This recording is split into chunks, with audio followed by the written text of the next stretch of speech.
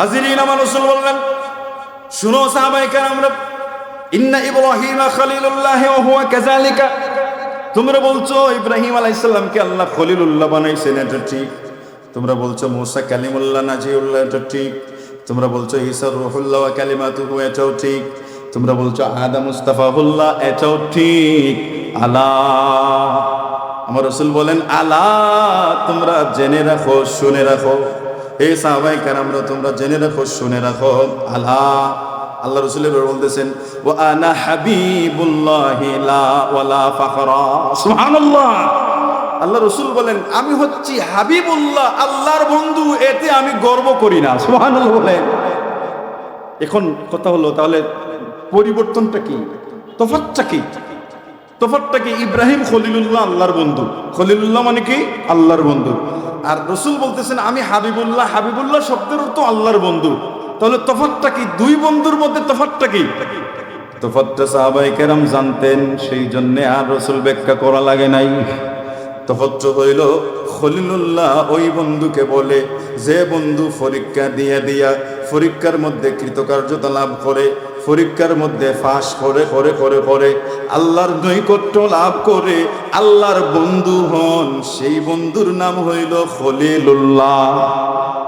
আর হাবিবুল্লাহ ওই বন্ধুকে বলে যে বন্ধু পরীক্ষা দিতে হয় না, যে বন্ধু পরীক্ষায় পাশ করে করে আল্লাহর নৈকট্য লাভ করে বন্ধু হতে হয় না, যেই বন্ধুকে আল্লাহ দয়া করে কাছে টেনে বুকের সাথে লাগাইয়া বন্ধু বানান, সেই বন্ধুর নাম হইল হাবিবুল্লাহ। আমার নবী ছিলেন সেই বন্ধু হাবিবুল্লাহ। এই জন্য বলেন, ওয়া আনা হাবিবুল্লাহ ওয়ালা ফাখরা, আমি হইলাম হাবিবুল্লাহ, এতে আমি গর্ব করি না। সুবহানাল্লাহ বলেন। এরপরে আমার রাসূল আরো বলেন, ওয়া আনা হামিলু লিওয়াইল হামদি ইয়াউমাল কিয়ামাতি ওয়ালা ফাখরা। কিয়ামতের ময়দানে সব মানুষ যখন হাসরের মাঠে জমায়েত হবে, মাথার উপরে সূর্য থাকবে, কোনো ছায়া থাকবে না, ইল্লাল আরশ, একমাত্র আমার আল্লাহর আরশের ছায়া ছাড়া। সেই আরশের ছায়ার নিচে একদল মানুষকে আল্লাহ ঢুকাইবেন, যারা নবীর উত্তরসূরি, নবীর অনুসারী, যারা আল্লাহর নেক বান্দারা। সেখানে ঢুকানোর দায়িত্ব থাকবে আমার নবীর হাতে। সুবহান আল্লাহ। রাসূল বলেন, লওয়াই হামদের পতাকা আমার হাতে থাকবে, আমি যাকে ইচ্ছা তাকে ঢুকাইব, ওয়ালা ফাখরা, এতেও আমি গর্ব করি না। সুবহানাল্লাহ। হাজিরিন, আমার রাসূল আরো বলেন, ওয়া আনা আউয়ালু শাফিঈন ওয়া আউয়ালু মুশাফফাঈন ইয়াউমাল কিয়ামাতি ওয়ালা ফাখরা। হে সাহাবায়ে কেরাম, শুনো, কিয়ামতের ময়দানে সর্বপ্রথম আমি নবী সুপারিশ করব এবং আমার সুপারিশটাই আল্লাহ সর্বপ্রথম কবুল করবেন। সুবহানাল্লাহ। হাসরের ময়দানে এমন পরিস্থিতি হবে, বিচার কার্যটা শুরু করার জন্য কে আল্লাহকে বলবে, আল্লাহ বিচার কার্য শুরু করে দেন।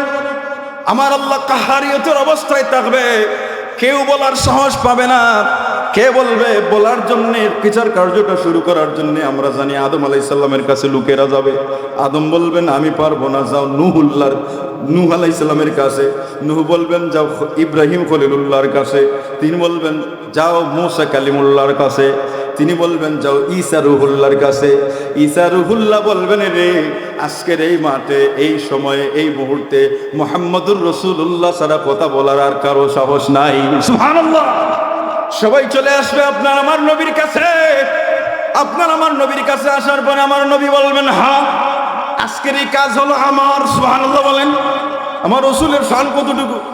আমার রাসূল বলেন আজকের এই কাজ হলো আমার। তখন রাসূলুল্লাহ সাল্লাল্লাহু আলাইহি সাল্লাম মাকামে মাহমুদে প্রবেশের জন্য আল্লাহর কাছে অনুমতি চাইবেন। আল্লাহ অনুমতি দেবেন। মাকামে মাহমুদে আমার রাসূল ঢুকবেন। ঢুকে আমার রাসূল বলেন, আমি সেখানে ঢুকেই সেজদায় পড়ে যাব। এমন ভাষায় আমার আল্লাহর প্রশংসা বর্ণনা করব, বলতে পারতেছি না আজকে কি ভাষায় আমি আল্লাহর প্রশংসা করব। ওই দিন আমার আল্লাহ দিলের মধ্যে জাগ্রত করে দিবেন। সুবহানাল্লাহ বলেন। আমি আল্লাহর প্রশংসা করব। আমার আল্লাহ বলবেন, বন্ধু ইরফা রাসাকা, তোমার মাথা উঠাও। সুবহানাল্লাহ বলেন। বন্ধু কুল তুতা, তুমি আজকে বলো, তুসমা, তুমি বলো, বললে তোমার কথা আজকে শোনা হবে। সুবহানাল্লাহ, সুবহানাল্লাহ। তখন আমার রাসূল কি করবেন? এই সর্বপ্রথম বলবেন, আল্লাহ এই হাসরের মাঠের বিচার কার্যটা দয়া করে শুরু করেন। এই আল্লাহ তখন বলবেন হ্যাঁ, আল্লাহ রসুলের এই সুপারিশটা কবুল করে আল্লাহ বিচার কার্য যদি শুরু করবেন, এই সুপারিশটা হইল শাফাআতে কুবরা। এটা হইল শাফাআতে কুবরা। এরপরে তো শাফাআত হবে, নবীরা শাফাআত করবেন, সালেহিনরা শাফাআত করবেন, নেককাররা শাফাআত করবেন, হ্যাঁ, হাবিব সাহেব শাফাআত করবেন, আলিম সাহেব, ওলি সাহেব শাফাআত করবেন। ওগুলো হচ্ছে সুগরার অন্তর্ভুক্ত। কিন্তু শাফাআতে কুবরা করবেন আমার নবী। বলুন না সুবহানাল্লাহ। আমার রসুল বলেন এটা যে আমি করব, এটা আমার দায়িত্ব, আমার কথাটা আল্লাহ শুনবেন সর্বপ্রথম, এতে আমি গর্ব করি না। আমার রসুল বলেন ওয়া আনা আউয়ালু মান ইউহাররিকু হিলাকিল জান্নাহ ফায়াফতাহুল্লাহু লি ফায়ুদখিলুনিহা ওয়া মা'আয়া ফুকারাউল মুমিনিনা ওয়ালা ফাখরা। হে সাহাবায়ে কেরাম শুনো, সর্বপ্রথম আমি বেহেশতের দরজায় কড়া নাড়ব। সর্বপ্রথম বেহেশতের দরজা আমার জন্য খুলে দেওয়া হবে।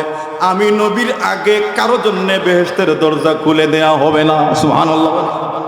খুলে দেওয়া হবে না, আমার জন্যই খুলে দেওয়া হবে।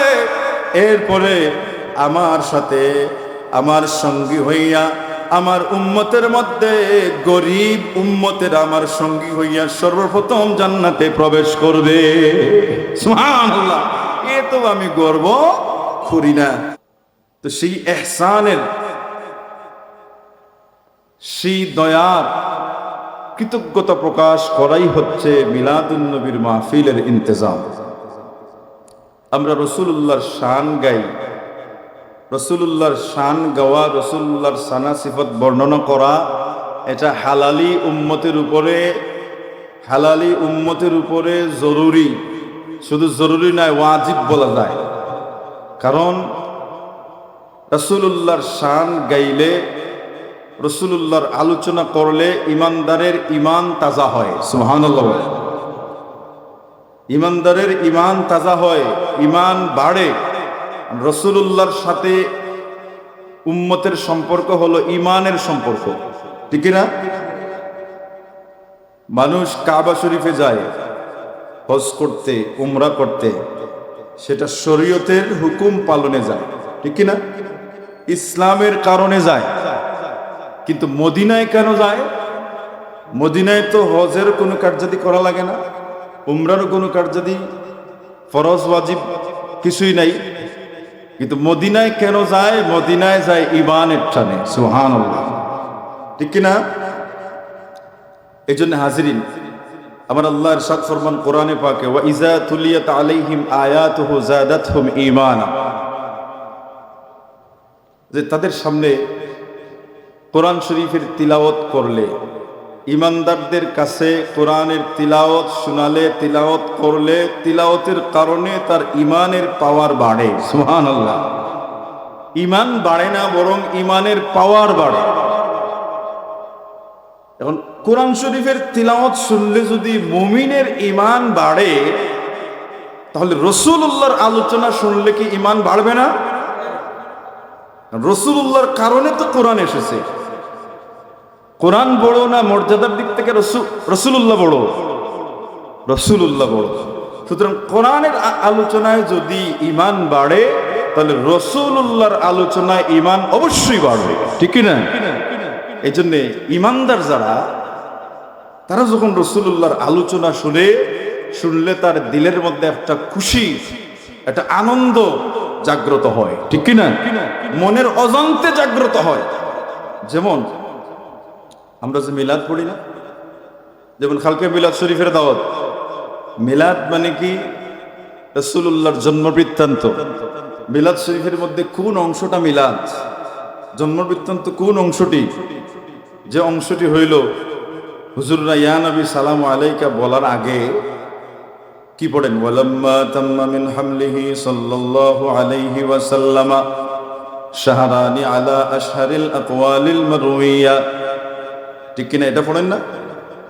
এর অর্থ হইল, যখন প্রসিদ্ধ কৌল মতে যখন রাসূল পাক সাল্লাল্লাহু আলাইহি সাল্লামের বয়স ওনার মায়ের গর্ভে 2 মাস পূর্ণ হইল, তুফিয়া বিল মদিনাতি শরীফাতিল মুনাওয়ারাতি আবুহু আব্দুল্লাহ, তখন আল্লাহর রাসূলের আব্বা জান হযরতে আব্দুল্লাহ রাদিয়াল্লাহু তাআলা আনহু মদিনা শরীফে ইন্তেকাল করেন। ইন্না লিল্লাহ।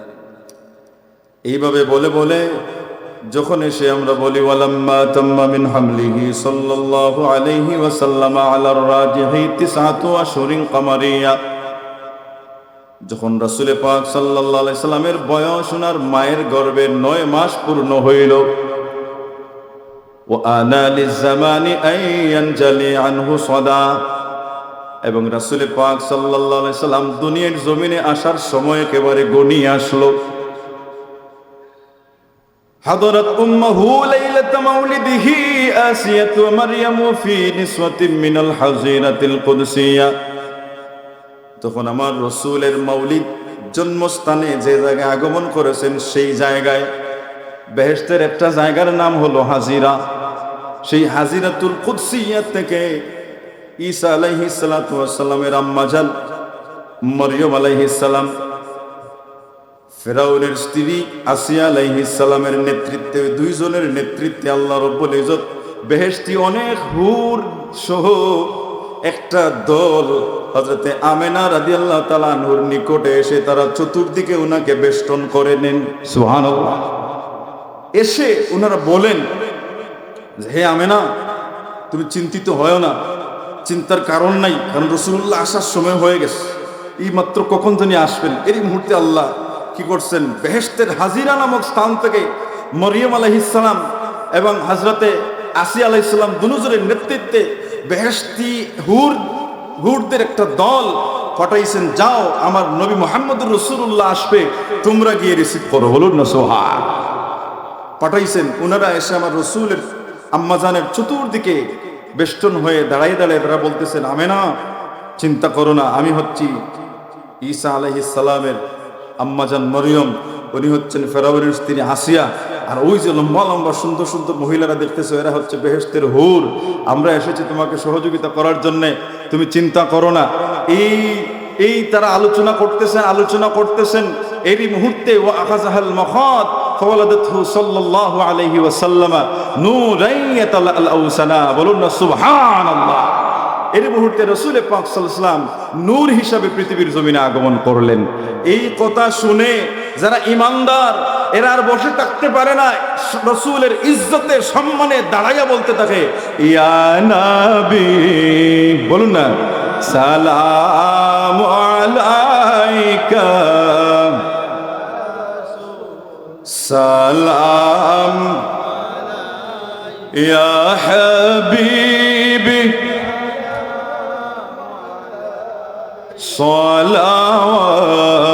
সালাওয়াতুল্লাহ।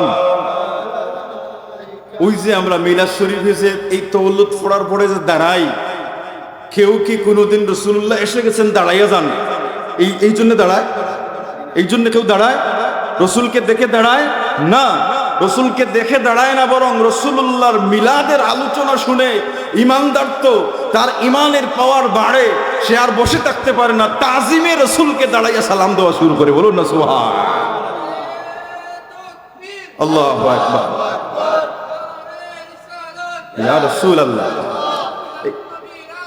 ঘরে ঘরে যায়।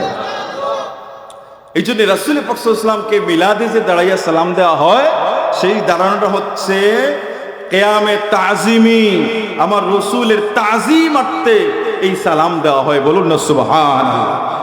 এখন আমি যদি এই শিলামের শহীদগাহ ময়দান থেকে আমার রসুলকে তাজিম করে দাঁড়াইয়া সালাম দেই, আমার রসুল কি মদিনার থেকে দেখবেন? দেখার ক্ষমতা আছে? আছে, বিশ্বাস আছে? আমার নবী জিন্দা না মুর্দা নবী? জিন্দা নবী। কাফিররা ইহুদিরাও জানে আমার নবী জিন্দা নবী। সুবহানাল্লাহ। 555 হিজরিতে আমার রসুলের লাশ মোবারক চুরি করতে চেয়েছিল, যে যদি রসুল পাক সাল্লাল্লাহু আলাইহি ওয়াসাল্লামের লাশ মোবারক চুরি করে নিয়ে যাই তাহলে চ্যালেঞ্জ করতে পারবো যে দেখো তোমাদের নবী তো রওজাত তরে নাই, কারণ এখন চ্যালেঞ্জ করতে গেলে তো তারা পেয়ে যাবে। সুবহানাল্লাহ বলেন। আমার নবী জিন্দা নবী, আমার নবী মদিনার থেকে আমার এখানের তাজিমের সালাম দেখার ক্ষমতা আছে না নাই? এই ক্ষমতা দিয়েছেন কে? আল্লাহ ক্ষমতা দিয়েছেন। আমার রাসূলের ব্যাপারে আমার আল্লাহ বলেন, ইয়া আইয়ুহান নাবিয়্যু ইন্না আরসালনাকা শাহিদান ওয়া মুবাশশিরান ওয়া নাযীরা। ইয়া আইয়ুহান নবী, হে নবী, ইন্না আরসালনাকা, আমি আপনাকে প্রেরণ করেছি শাহিদা, সাক্ষী হিসেবে, ওয়া মুবাশশিরা, সুসংবাদ দানকারী হিসেবে, ওয়া নাযীরা, সতর্ককারী হিসেবে। সুবহানাল্লাহ। আমার রাসূল হচ্ছেন সুসংবাদ দানকারী। কি সুসংবাদ দানকারী? মানুষদেরকে নেক, ইয়া'মুরু বিল মা'রুফ, নেক কাজের আদেশ দিবেন, ভালো কাজের আদেশ দিবেন, ভালো কাজ করার জন্য উৎসাহিত করবেন, হেদায়েতের রাস্তা দেখাবেন এবং বিনিময়ে জান্নাত পাওয়া যাবে, জান্নাতের সুসংবাদ দিবেন। সুবহানাল্লাহ।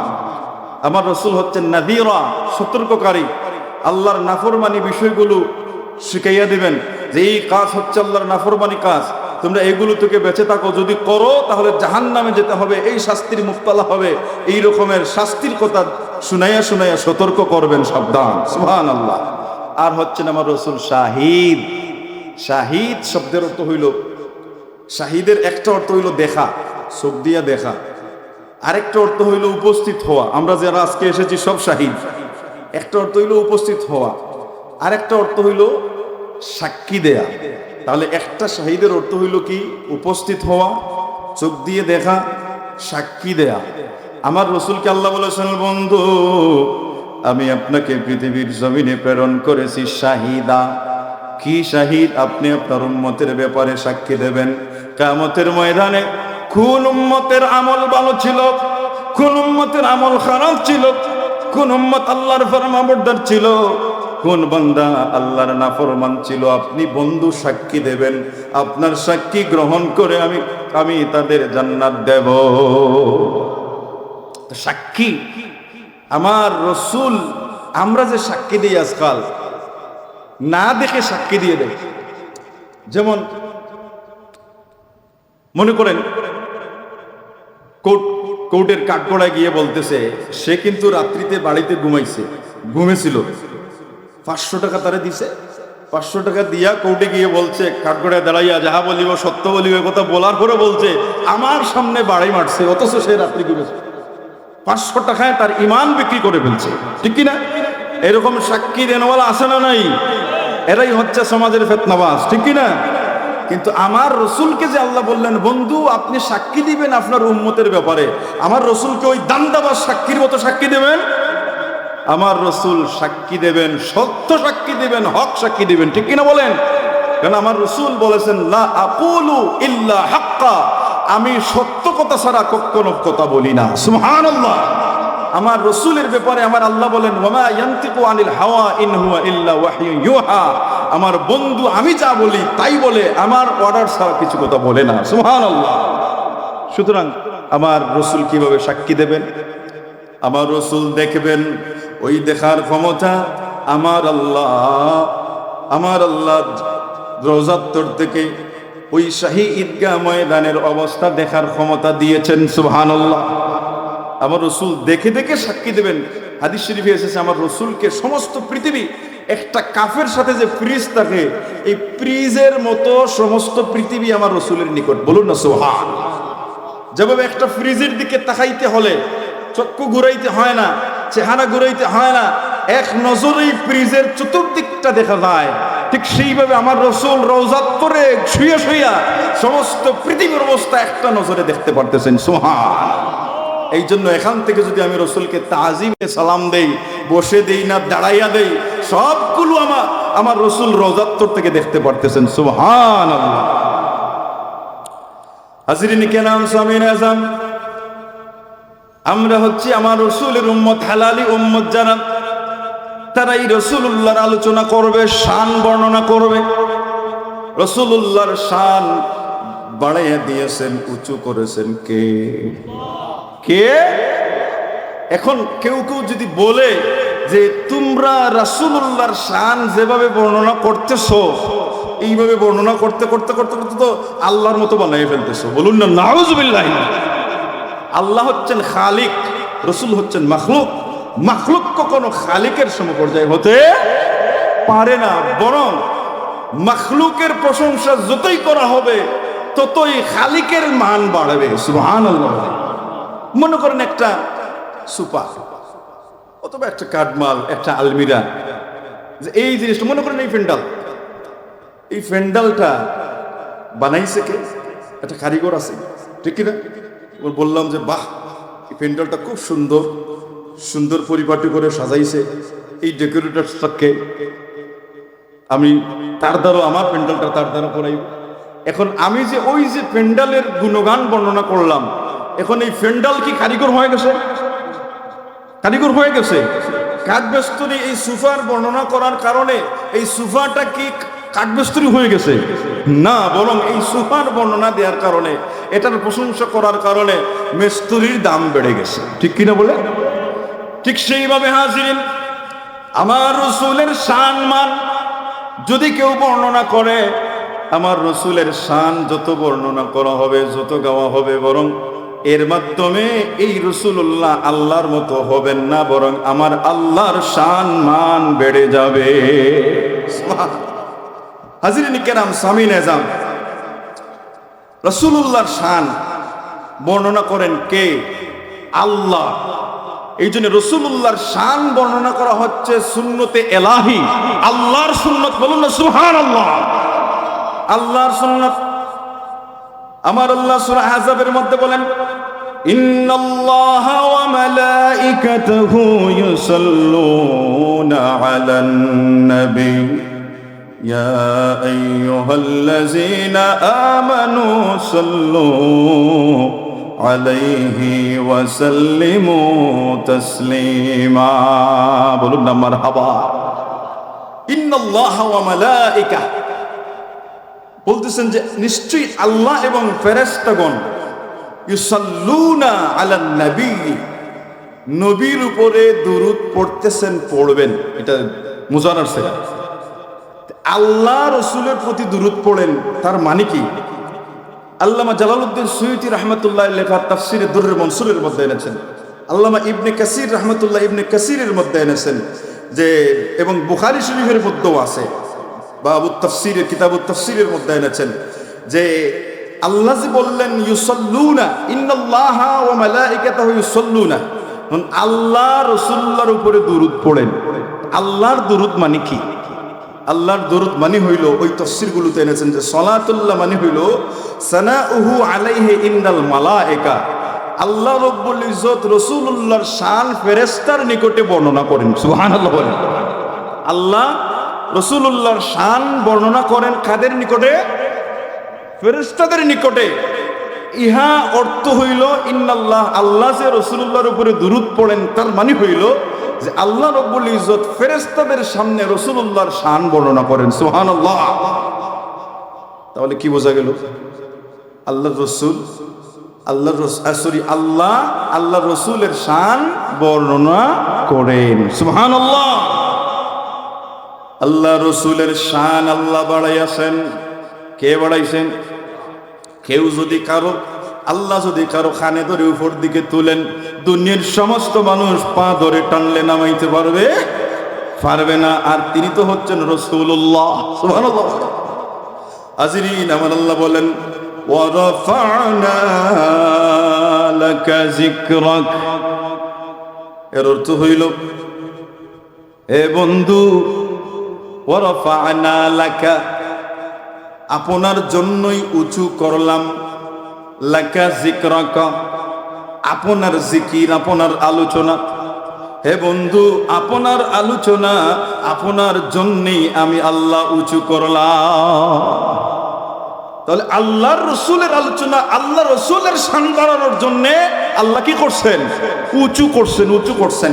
ওই আয়াতখানা যখন নাজিল হইল, সব তাফসিরের মধ্যে আছে, আমার দেখা প্রায় 25-30টা তাফসিরের মধ্যে আছে যে ওই আয়াতখানা নাজিল হওয়ার পরে হযরতে জিবরিল আলাইহিস সালাতু ওয়াস সালাম আল্লাহ রাসূলের কাছে আসলেন, এসে বললেন আতানি জিবরাইল ফাকালা ইন্না রাব্বি ওয়া রাব্বাকা ইয়াকুলু কাইফা রাফা'তু যিকরাকা।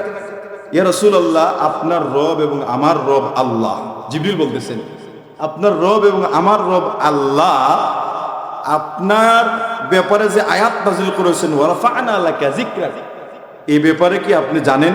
এই ওয়া রাফা'না লাকা যিকরাক মানে দ্বারা কি বোঝাতে চাচ্ছে? তখন আল্লাহ রসুল বললেন আল্লাহু আ'লামু, আল্লাহই ভালো জানেন ইহা দ্বারা কি বোঝাতে চাচ্ছেন। তখন জিবরিল আমিন বললেন, আল্লাহ ইহা বুঝাতে চাচ্ছেন, ইজা যুকিরতু যুকিরতা মাই, হে বন্ধু, যত জায়গায় আমার নাম নেওয়া হবে তত জায়গায় তোমারও নাম নেওয়া হবে। সুবহানাল্লাহ। যত জায়গায় আমার জিকির বন্ধু, তত জায়গায় তোমারও জিকির। বলুন না সুবহানাল্লাহ। তে আল্লাহর জিকিরের সাথে রাসূলুল্লাহর জিকির যুক্ত করেছেন কে? আল্লাহ করেছেন। তাহলে আমি শান গাইলে অসুবিধাটা কিসের? এটা তো শান গায়া রাখছেন, ব্যবস্থা করে রাখছেন আমার আল্লাহ, ঠিক কিনা? এই জন্য হাজিরিনে কেরাম, আজানের মধ্যে আমার আল্লাহর ডাকের সাথে রাসূলুল্লাহর নাম আছে না নাই? মুয়াজ্জিন যখন বলবে আশহাদু আল্লা ইলাহা ইল্লাল্লাহ, সাথে সাথে বলতে হবে আশহাদু আন্না মুহাম্মাদার রাসূলুল্লাহ, না হয় আজান হবে না, ঠিক কি না? আজান হবে না। আর আজান ছাড়া নামাজ মাকরুহ হবে। আজান ছাড়া নামাজ মাকরুহ হবে, মসজিদে যদি আজান না হয়। হাজিরিনে কেরাম, নামাজে আমার রাসূল আছে না নাই? নামাজে রাসূলকে সালাম দেওয়া ওয়াজিব। আসসালামু আলাইকা আইয়ুহান নাবিয়্যু, রাসূলকে সালাম না দিলে নামাজ হবে না, ঠিক কিনা বলেন? হাজিরিন, ইকামতে রাসূল আছেন না নাই? হাজিরিন, জানাজার নামাজে রাসূলুল্লাহ আছেন না নাই?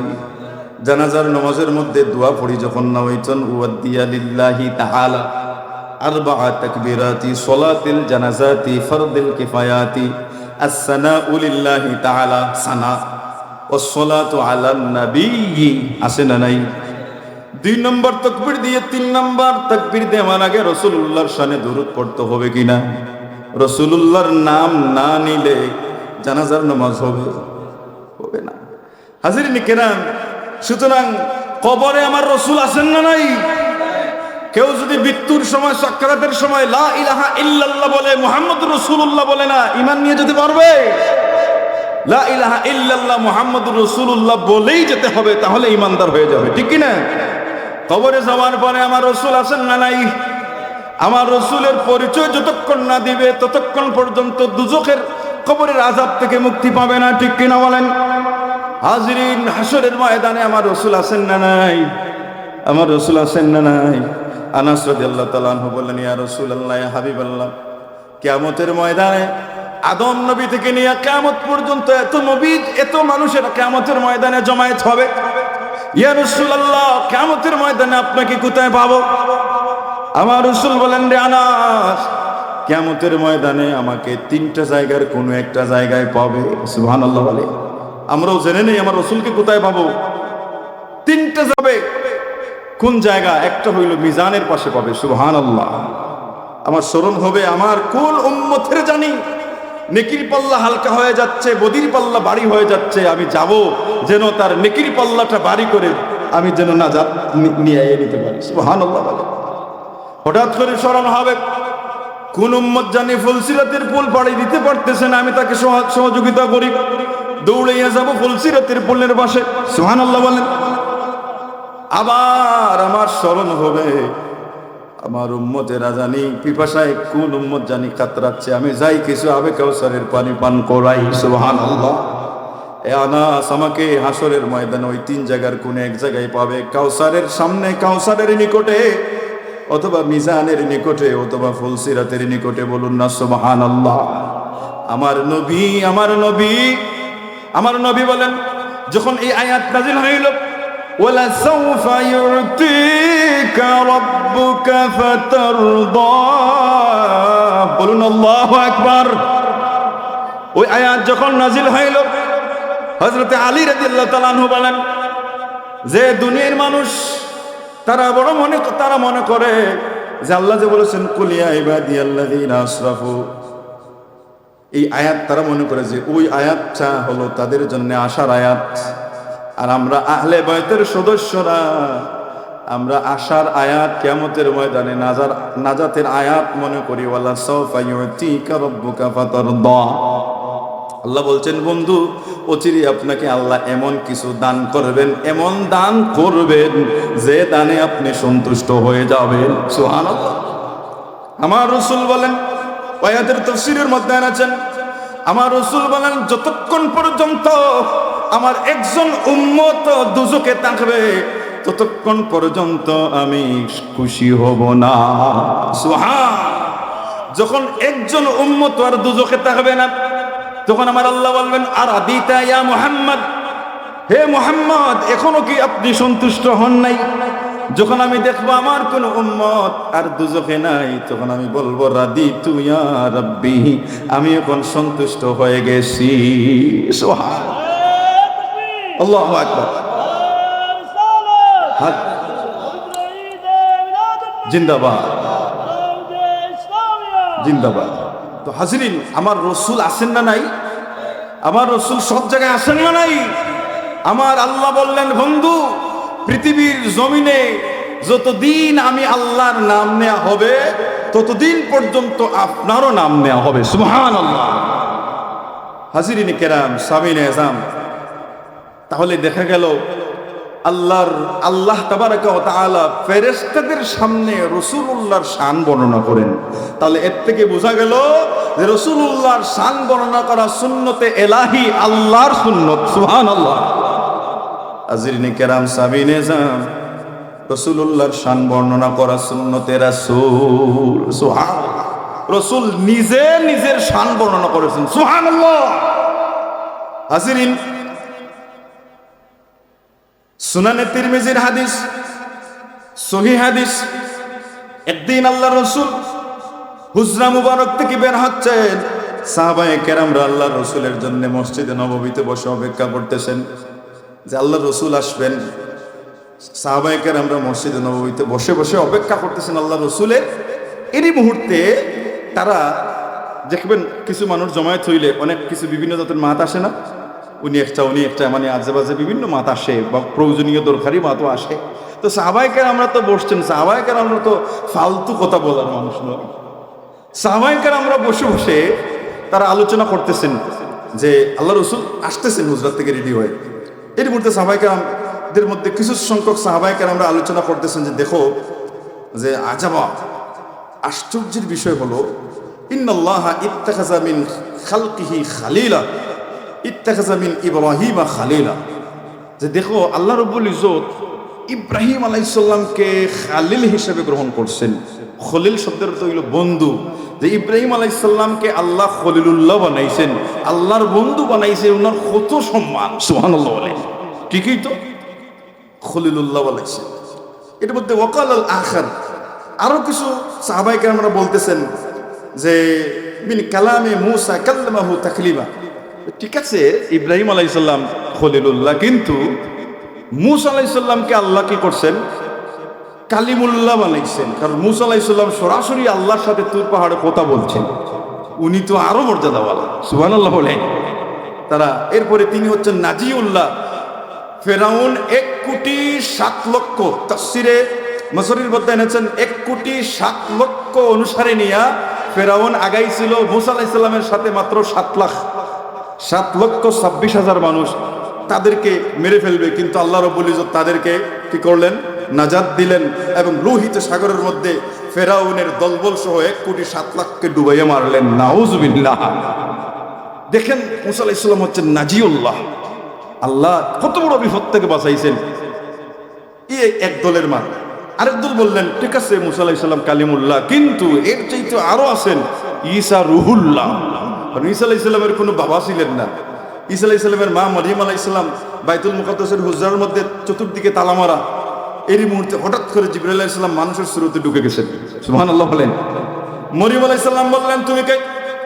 আল্লাহকে ডরাও, তুমি কিভাবে আসলে? চতুর্দিকে দরজা লাগানো, থালা দেও। তিনি বললেন, আমি কোনো মানুষ নয়, আমি হচ্ছি আল্লাহর ফেরেশতা জিবরাইল। সুবহানাল্লাহ। আপনি কেন এসেছেন? আমি এসেছি আপনাকে একটা সন্তান দিবার জন্য। তিনি বললেন, কি বলেন? আমাকে এখনো পুরুষ স্পর্শ করে নাই, আমার বিবাহ হয় নাই, সন্তান হবে কিভাবে? তখন জিবরিল বললেন, এটা আল্লাহর দ্বারা সম্ভব। আল্লাহ নিয়ম বহির্ভূত কিছু কাজও করতে পারেন, সেই ক্ষমতা আমার আল্লাহর আছে। সুবহানাল্লাহ। মরিয়ম, তুমি হা করো। মরিয়ম আলাইহিস সালাম হা করলেন। জিবরাইল আলাইহিস সালাম ফু মেরে ঈসা আলাইহিস সালামের রূহটা ঢুকাইয়া দিলেন। সুবহানাল্লাহ। তো সাহাবায়ে কেরাম বলতেছেন, দেখো ফু মেরে ঢুকাইয়া দিয়েছেন, ঈসা আলাইহিস সালামের মান কত বড়। সুবহানাল্লাহ। আরেক দল বলতেছেন, ঠিক আছে আদম মুস্তাফাহুল্লাহ, দেখো আল্লাহ পৃথিবীর জমিনে এত মানুষ থাকতে আল্লাহ সব মানুষের বাবা হিসাবে আল্লাহ আদমকে নির্বাচন করছেন, আদমের খতমা, সুবহানাল্লাহ।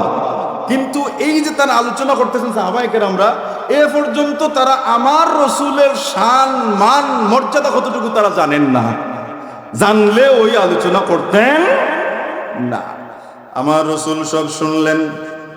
ফাখারাজা আলাইহিম ফাসাল্লামা, আমার রসুল হুজরা মুবারক থেকে বের হলেন। বের হয়ে আমার রসুল সাহাবায়ে কেরামদের উদ্দেশ্যে সালাম করলেন।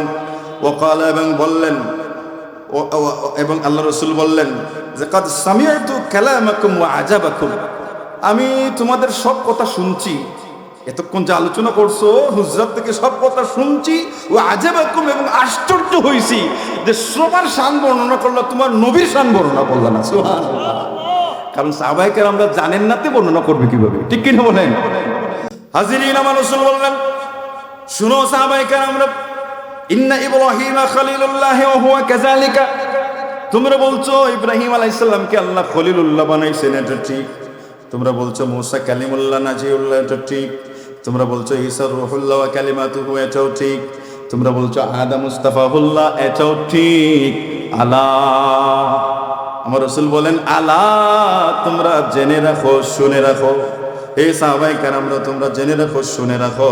আলা, আল্লাহ রাসূল বলতেছেন, ওয়া আনা হাবিবুল্লাহি লা ওয়ালা ফাখরা, সুবহানাল্লাহ।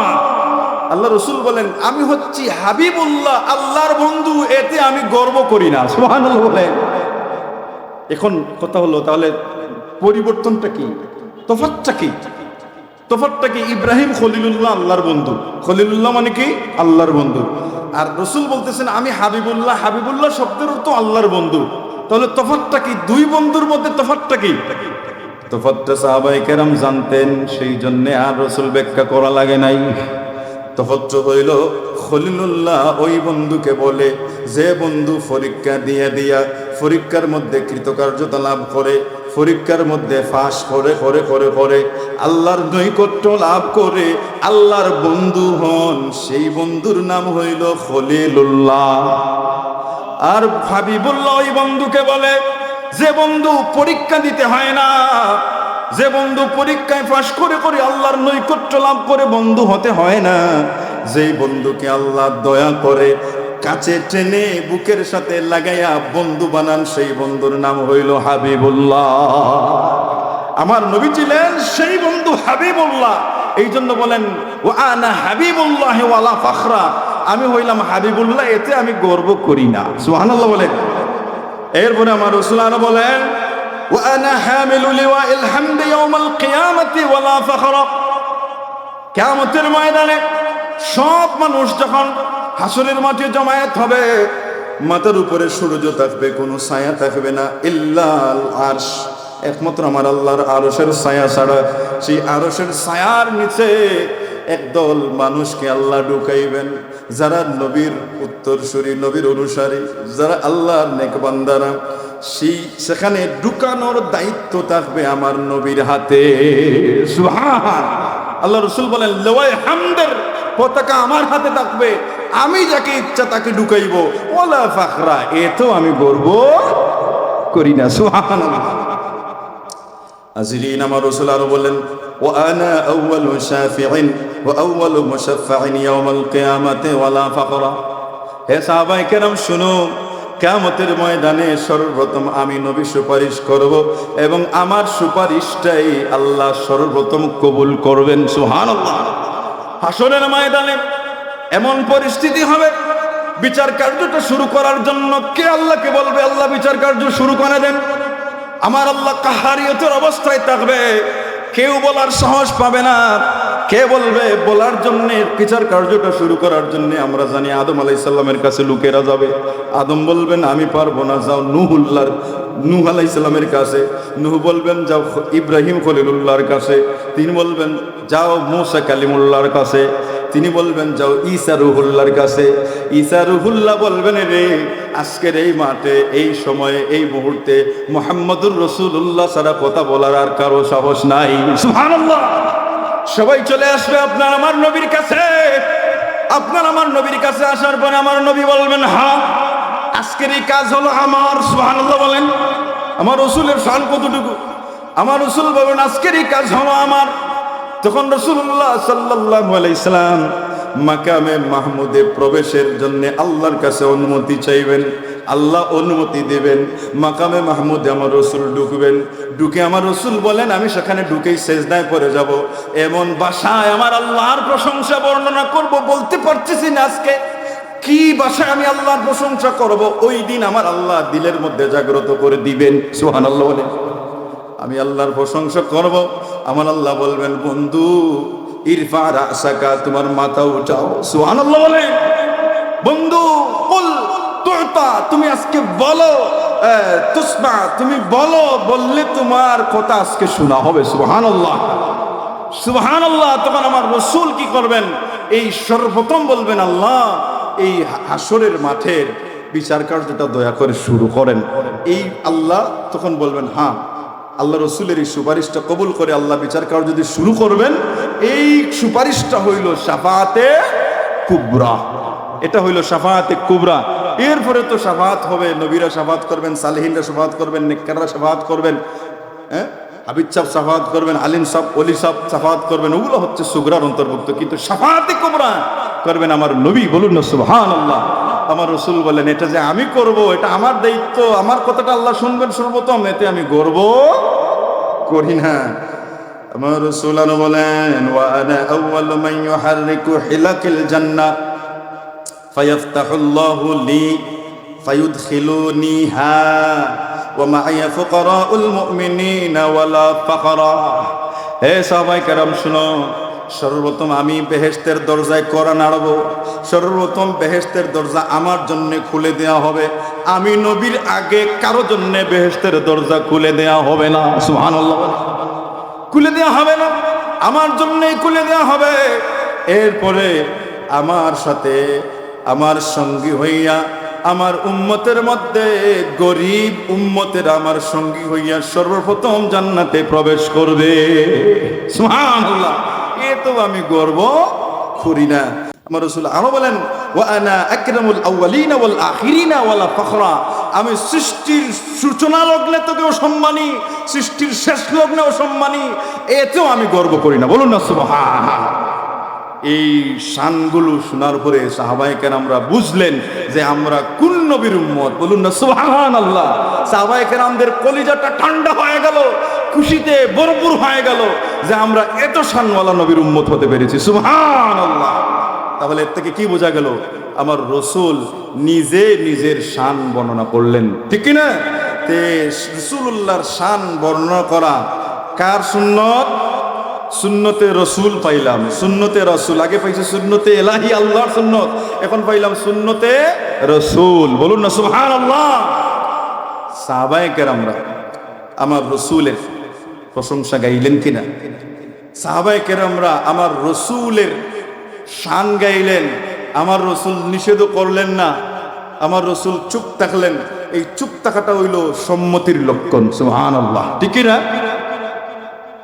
বেটিকে যদি বলা হয় যে তোমাকে বিবাহ দিতে চাচ্ছি, রাজি কি না? সে রাজি শব্দটা না বলে যদি চুপ থাকে বুঝে নিব কি রাজি না। মাতা হচ্ছে সম্মতির লক্ষণ, বৈধতার লক্ষণ। আমার রসুল যখন মক্কা শরীফ থেকে মদিনায় গেলেন, মদিনাবাসীরা যখন জানলো মক্কা থেকে রসুল মদিনায় আসবেন, প্রতিদিন তারা মদিনার গেইটে গিয়া মক্কার দিকে তাকাইয়া থাকে, মক্কা শরীফের দিকে তাকাইয়া থাকে, রসুলুল্লাহর কাফেলানি দেখা যায়। সুবহানাল্লাহ। কত আশিক তারা, রসুল আসতেছে, রসুলকে প্রথম ইস্তেকবাল তারা জানাবে। প্রতিদিন গেইটে গিয়ে দাঁড়ায়, সন্ধ্যা পর্যন্ত অপেক্ষা করে চলে আসে। হাজিরিন, যেদিন আমার রসুলকে তারা দেখলো সানিয়াতুল ওয়াদা নামক জায়গায়, যখন আল্লাহ রসুলের কাফেলা গেল, ওই কাফেলা আমার রসুলুল্লাহর কাফেলা সানিয়াতুল ওয়াদায় পৌঁছতেই মদিনার গেট থেকে তারা দেখে নিলেন যে ওই যে দেখো সানিয়াতুল ওয়াদায় দেখা যাচ্ছে রসুলুল্লাহর কাফেলা এসে গেছে। বলুন না সুবহানাল্লাহ। আমার রসুল যখন মদিনার গেটে ঢুকলেন, মদিনার গেটে ঢুকতেই মদিনা শরীফের ছোট ছোট কচি কচি ছেলেরা, মেয়েরা, মহিলারা, পুরুষেরা, সাহাবী সাহাবীরা তারা আমার রসুলকে বললেন তলাআল বাদরু মিন সানিয়াতিল ওয়াদা ওয়াজাবা শুকরু আলাইনা মা দাআ লিল্লাহি দা। বলুন না মারহাবা। কি বললেন? তারা বললেন তোলা আল বাদরু আলাইনা, তোলা উদিত হয়েছে, আলাইনা আমাদের নিকটে, বাদরুন মানে হইল পূর্ণিমার চাঁদ। সুবহানাল্লাহ। আমার রসুল এসেছেন বলতেছেন পূর্ণিমার চাঁদ। হ্যাঁ, বদরুন শব্দটার নাম হইল এমনি হেলালুন, ছোট চাঁদকে নতুন চাঁদকে বলা হয় হেলাল, আর চাঁদের আরবি হইল কমর, কমর মানে হইল চাঁদ, নতুন চাঁদকে হেলাল, আর পূর্ণিমার চাঁদকে বলা হয় বদর। বলুন না সুবহানাল্লাহ। সাহাবায়ে কেরামরা বলতেছেন আমাদের কাছে উদিত হয়েছে, আগমন করেছেন পূর্ণিমার চাঁদ। সুবহানাল্লাহ। চাঁদের সাথে তুলনা দিলেন কেন? এক সাহাবী শামাইল তিরমিজির মধ্যে এনেছেন, ইমাম তিরমিজি রাহমাতুল্লাহ, আমার রসুলের চেহারা কত সুন্দর ছিল। এক সাহাবী বলেন পূর্ণিমার চাঁদের রাত্রে আমি চাঁদের দিকে তাকাই আর রসুলুল্লাহর চেহারার দিকে তাকাই, চাঁদের দিকে তাকাই, রসুলের চেহারার দিকে তাকাই, আমার দিল সাক্ষী দিল যে আমার রসুল চাঁদের চাইতে আরো সুন্দর। সুবহানাল্লাহ। এই জন্য তারা বলছেন রসুলুল্লাহ আমাদের কাছে এসেছেন পূর্ণিমার চাঁদ হয়ে। সুবহানাল্লাহ। মিন সানিয়াতুল ওয়াদা বলতেছেন যে সানিয়াতুল ওয়াদার থেকে। তারা মনে করতেছেন সানিয়াতুল ওয়াদায় আল্লাহ রসুলের কাফেলা আসার পরে তারা যে দেখেছেন, তারা মনে করছেন যে ওই জায়গা থেকে উদিত হয়েছে। মূলত আল্লাহ রসুলের উদয় হয়েছে কোথার থেকে? কাবা থেকে, ঠিক কিনা? মক্কা শরীফ থেকে আসার পরে তারা কি বলতেছেন? আমার রসুলের সামনে বলতেছেন ওয়াজাবা শুকরু আলাইনা, হে রাসূলুল্লাহ আপনি আমাদের মাঝে আগমন করার কারণে আমাদের উপরে ওয়াজিব হয়ে গেছে শুকরিয়া আদায় করা। সুবহানাল্লাহ। কি ওয়াজিব হয়ে গেছে? শুকরিয়া আদায় করা। কতদিন?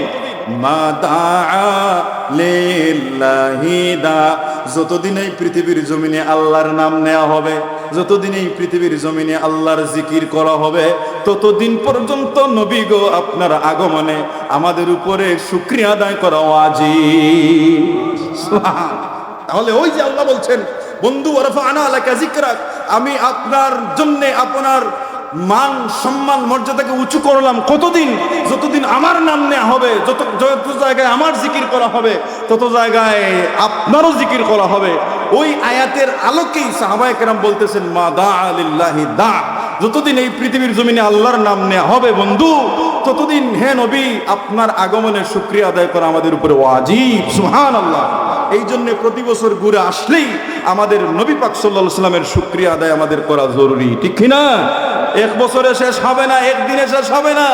আমার রসুল একদিনে ওনার জন্মদিবস শেষ করেন নাই। আমার রসুল তো 570 খ্রিস্টাব্দের 12ই রবিউল আউয়াল সোমবারই দিনে পৃথিবীতে এসেছিলেন, কিন্তু আমার রসুল 63 বছরের জিন্দেগিতে সব সোমবার রোজা রেখেছেন, ঠিক কিনা বলে? সারা জীবন সোমবার রোজা রেখে ঈদ যদি পালন করতে পারেন, যদি এই দিনটা জন্মদিবস পালন করতে পারেন, আমরা কি প্রতি বছর পারি না? প্রতি বছর পারি না নয়, বরং আমাদের উপরে ওয়াজিব, ঠিক কিনা?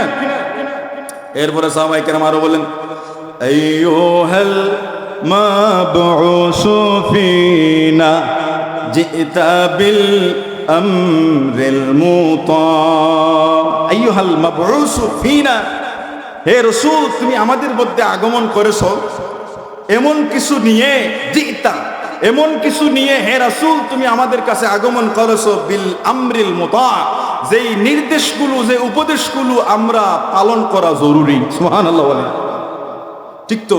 আমার আল্লাহ বলেছেন ওয়ামা আতাকুমুর রাসূলু ফাখুযুহু ওয়ামা নাহাকুম আনহু ফান্তাহু, আমার রাসূল যা নিয়ে এসেছেন আঁকড়াইয়া ধরো, পালন করো, মাসতাতাতুম সাধ্যমতো আমল করো। আমার রাসূল যে জিনিস থেকে নিষেধ করেছেন তার থেকে জান যায় যাক, তারপরেও খারাপ জিনিস, নিষেধ জিনিসে হাত দেওয়া যাবে না, তার থেকে বেঁচে থাকো। সুবহানাল্লাহ। সাহাবায়ে কেরামরা ওই আয়াতের দিকে লক্ষ্য করেই বলতেছেন জিতা বিল আমরিল মুতা। সুবহানাল্লাহ। সাহাবায়ে কেরাম আরো বলেন জিতা শাররাফতাল মাদিনা মারহাবান ইয়া খায়রাদা, বলুন না মারহাবা। আমার রাসূল বলেন, সাহাবায়ে কেরামরা আমার রাসূলকে সামনে রেখে বলেন, আমার রসুলের উটটা যাচ্ছে, আমার রসুলের উটের লাগাম ধরতেছে অনেকে, ইয়া রাসূলুল্লাহ দয়া করে আমার বাড়িতে থামেন, আমার বাড়ির মেহমান হয়ে যান। আমার রাসূল বলেন, না না, তোমরা আমার উটের রাস্তা ছেড়ে দাও, আমার উটটা আদিষ্ট, আমার উট যেই জায়গায় থামবে সেই জায়গায় আমার বাসস্থান। সুবহানাল্লাহ। উটটা ছেড়ে দাও। আল্লাহ রসুলের উট যাচ্ছে আর সাহাবায়ে কেরাম আমার রসুলের সাথে পিছু পিছু হয়ে এই শের বলে বলে যাচ্ছেন। বলুন না সুবহানাল্লাহ। আমার রসুল বলতেছেন, এই কি বলতেছো, এইটা ঠিক নয়, এটা বলতেছেন। আমার রসুল সম্মতি দিচ্ছেন, খুশি লাগতেছে। বলুন না সুবহানাল্লাহ। আমার রসুল সম্মতি দিচ্ছেন। তারা বলতেছেন যে ইতাশাররাফতাল মদিনা, ইয়া রাসূলুল্লাহ, আপনি মদিনায় আসার কারণে, আপনার স্পর্শ মদিনায় লাগার কারণে শাররাফতা, মদিনা মর্যাদাবান্বিত হয়ে গেছে। সুবহানাল্লাহ। ইয়া রাসূলুল্লাহ, আপনি মদিনায় আসার কারণে, আপনার স্পর্শ মদিনায় লাগার কারণে মদিনার মান বেড়ে গেছে। সুবহানাল্লাহ। ঠিকই তো, আমার রসুলের স্পর্শের আগে মদিনা ছিল ইয়াসরিব, অলক্ষণের দেশ ছিল, ইহুদি বর্তি ছিল, যত যত আকাম কুকাম সেখানে হইতো, কিন্তু আমার রসুলের সংস্পর্শে সোনার মদিনা, ইসলামী রাষ্ট্র কায়েম হয়ে গেল। ঠিক কিনা? এই জন্যে সাহাবায়ে কেরাম বলেন, মারহাবান ইয়া খায়রাদা, স্বাগতম স্বাগতম, ইয়া খায়রাদা, হে কল্যাণের আহ্বানকারী, হে ইসলামের আহ্বানকারী, হে হেদায়েতের রাস্তা দেখানেওয়ালা। সুবহানাল্লাহ। আমার রসুলের সামনে সাহাবায়ে কেরামরা যে এই শেরগুলো গাইলেন, আমার রসুলের শান গাইলেন, আমার রসুল নিষেধ করলেন না, আমার রসুল মৌন সম্মতি, চুপ থাকলেন, সম্মতি দিলেন। তাহলে বোঝা গেল রসুলুল্লাহর শান গাওয়ার জন্য আমার রসুলের মৌন সম্মতি আছে, আছে না নাই? আছে। শুধু তাই নয়, আমার রসুল সরাসরি রসুলের শান গাওয়ার জন্য ইজাজতও দিয়েছেন। বলুন না সুবহানাল্লাহ। হাজিরিন কেরাম, সামিন আজম, আমার রসুল যখন মদিনা শরীফে ইসলামে দাওয়াত দিতেছেন, ইসলামের দাওয়াত আমার রসুল দিতেছেন, ওই সময় একদল মুনাফিকরা আমার রসুলের কুৎসা রটনা করলো। ঠিক কিনা বলেন? কুৎসা রটনা। রসুল মুনাফিক ছিল না? সূরা মুনাফিকুন নামে একটা সূরা আছে। সেই সূরাটার নাজিল শানে নুজুলটা পড়বেন যে কেন নাজিল হয়েছিল। সেই মুনাফিক, রসুল মুনাফিক, সে এক যুদ্ধে গিয়ে বলেছিল যে দেখো, রসুল্লাহ এসে উড়ে এসে জুড়ে বসে এখন আমাদের তাড়িয়ে দিতে চাচ্ছেন। নাউযুবিল্লাহি মিন যালিক। অথচ আমার রসুল কি উড়ে এসে জুড়ে বসেছেন? না। আমার রসুলের বৈশিষ্ট্য হলো, ইমানদার নবীদের বৈশিষ্ট্য হলো, নবীরা যে জায়গায় জন্ম নেবেন সেই জায়গায় চিরজিন্দগি কাটান না, তারা হিজরত করেন। হিজরত হইল নবীদের বৈশিষ্ট্যের একটা বৈশিষ্ট্য। বলুন না সুবহানাল্লাহ। আমার রসুলের জন্য আল্লাহ নির্ধারণ করে রাখছেন।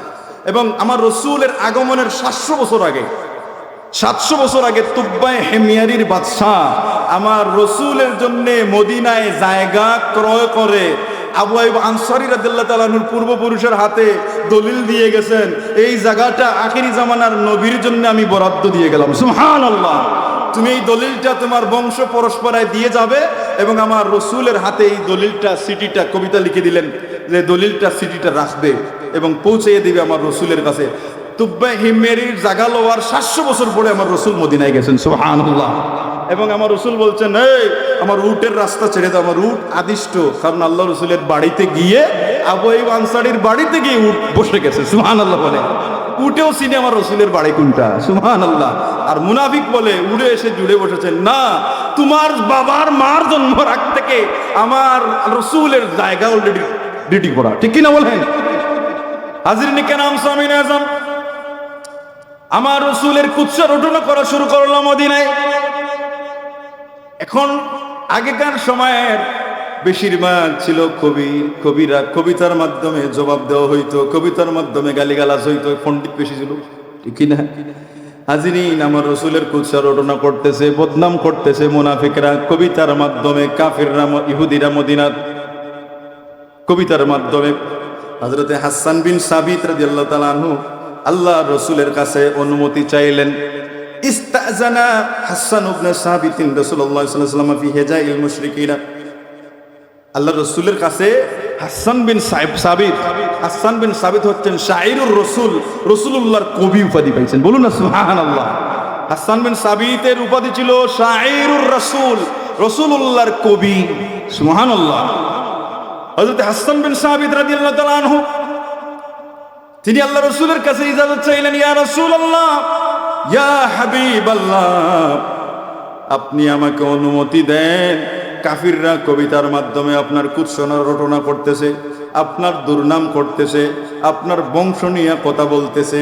ইয়া রাসূলুল্লাহ, আপনি আমাকে অনুমতি দেন, আমি আপনার পক্ষ হইয়া কবিতার মাধ্যমে আপনার বংশকে উঁচু করব এবং তাদের জবাব দেব, আপনার শান গাইব, মর্যাদা গাইব, আপনি অনুমতি দেন।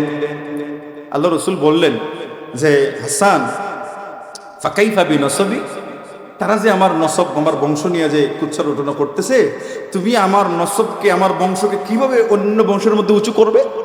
কিভাবে এটা সম্ভব? কিভাবে? তখন হাসান রাদিয়াল্লাহু তাআলা আনহু বললেন, লা আসুল্লান্নাকা মিনহুম কামা তুসাল্লু আশ-শা'রাতু মিনাল আজীন। ইয়া রাসূলুল্লাহ, আমি এইভাবে আপনার বংশকে অন্যান্য বংশের চাইতে মর্যাদাবান বানাইবো, উঁচু বানাইবো, যেভাবে তারা টেরও পাবে না, যেভাবে রুটি বানানোর খাই বানানো হয় না, খামির, রুটি বানানোর জন্য গুল্লা বানানো হয় না খামির, আটা দিয়া, এই আটার ভিতরে যদি একটা চুল থাকে, তাহলে এই চুলটা টান দিয়ে আনতে হইলে এই গুল্লা কি ভেঙে যায়? গুল্লা এই যে এটা, এই খামিরটা খবরও পায় না, বুঝেও না যে এখান থেকে যে চুল বের করা হয়েছে। তো ঠিক একইভাবে হাসান বিন সাবিত বললেন, ইয়া রাসূলুল্লাহ, ঠিক একইভাবে আমি আমার কবিতার মাধ্যমে আমি আপনার বংশকে, আপনার শানকে, মানকে এমনভাবে উঁচু করব, কাফিররা, বেঈমানেরা, মুনাফিকেরা টেরও পাবে না কিভাবে আপনার সম্মান বেড়ে গেছে। বলুন না সুবহান।